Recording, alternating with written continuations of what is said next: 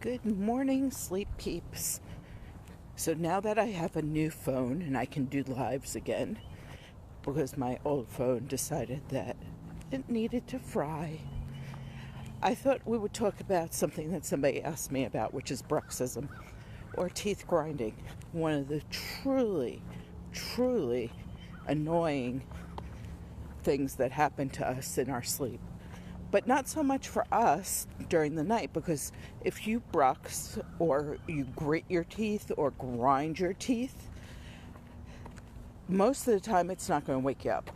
What's going to wake you up is if you're having a reaction to the bruxism or your partner is bruxing, because if they're grinding, that noise is going to drive them nuts and that's going to wake them up. But the problem isn't the grinding itself. The problem is the results from the grinding. So think about it. You're putting, when you grind, 300 pounds of pressure on your jaw. That is a lot of pressure. And you're damaging your teeth over the long term. So you're going to chip and crack your teeth from it. You're also going to have the problem that TMJ, which is the joint right here, you're putting all that pressure on it. So you're damaging the joint. You're taking the fluid and the cushion that's in that joint, and you're putting a lot of pressure on it, and you're compressing it. That is not good for your joint. And when you do that, you cause headaches. And let's face it, you cannot sleep if you have a headache.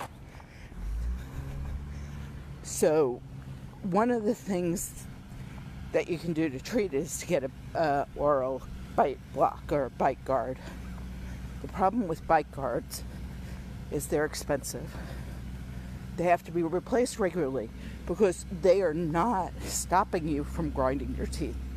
What they're doing is protecting your teeth when you grind. They are a smooth, slippery plastic that allows the teeth to just move over them. And so that way, when your teeth are grinding, you're not damaging your teeth. Some of them will be so they set your jaw in a certain position to keep you from grinding, to help you if you have TMJ. Sometimes they can also help you if you have sleep apnea, because they can be combined with the oral appliance, which is going to pull the bottom jaw forward, therefore pulling the tongue forward. And when you pull the tongue forward, you keep the airway open when you sleep. Very useful. It does not work for everybody. It's a 50-50 shot if you get one. But if it improves your sleep, it decreases your sleep apnea, and you're not going to use the CPAP. I would rather see you spend the money on the oral appliance and try that than not getting any care at all. But be aware that they have found that oral appliances, although they can fix mild to moderate sleep apnea, they don't have the same effect on things such as high blood pressure and diabetes that CPAP does if you're treating it. So you have to consider the options. And if you're like many people and you're like, I can never do a CPAP. I have worked with a lot of people who've done CPAP. And if you're willing to put the time and the patience in, and you're willing to do what needs to be done, anybody can become used to CPAP.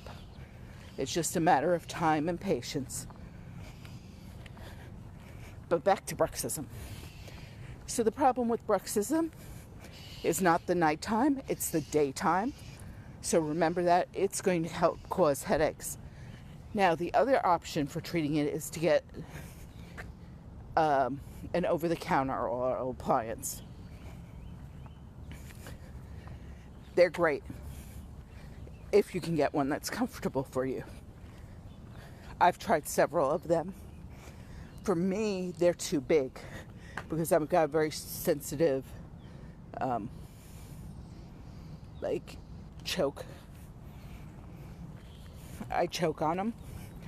There are some new ones on the market that are smaller, that only sit in the front teeth. And I have intentions of trying one, but I haven't tried one yet. There are also ones that you can get where you buy the kit, you take the dental impression, they build the oral appliance for you, so that way it is semi-custom. It's just, you don't know how it's going to work till you get it home. And you don't know whether you'd be better off with one for the top or one for the bottom. It depends on the shape of your mouth and your tongue and your teeth. So that's another option. The third option is, a lot of times we brux for two reasons. One, it's a habit that we learn very young. I've been clenching. I don't grind, I clench. Because we were very stressed. And that's one of the ways we dealt with it. Is in our sleep, we grind our teeth or we clench our teeth due to stress. And then it becomes a habit. So like any habit, it's very difficult to break, especially because you're not conscious when you're doing it. The other reason is because you're stressed. So if you take time to do something that's going to keep you from being stressed, something like, let's say, exercise in the morning, stretching and meditating before you go to bed, that will help to decrease some of that bruxism. But that is none of these are quick solutions.